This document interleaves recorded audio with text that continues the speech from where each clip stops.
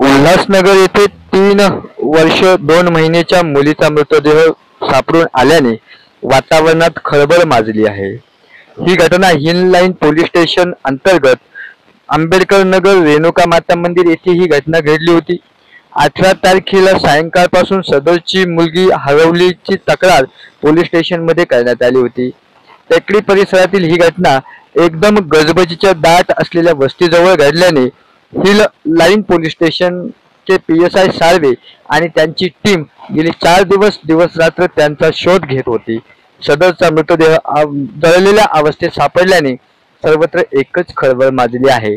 या घटनास्थळी DSP सचिन गोरे यांनी देखील भेट दिली आहे। महाराष्ट्र न्यूजसाठी प्रतिनिधी कृष्णा महाले, उल्हासनगर।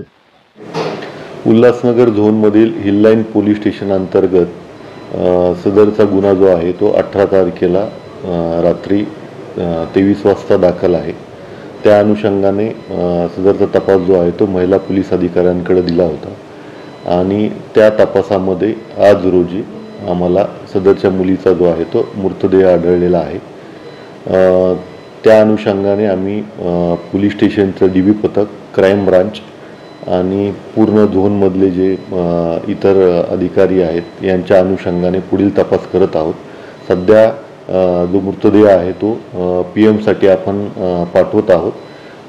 PM नंतर आम्हाला मृत्यूचं जे आहे ते एक्झॅक्ट कारण जे मिळेल आणि त्या अनुषंगाने पुढील तपास करण्यात येईल। 2 दिवसांपासून ती बेपत्ता आहे।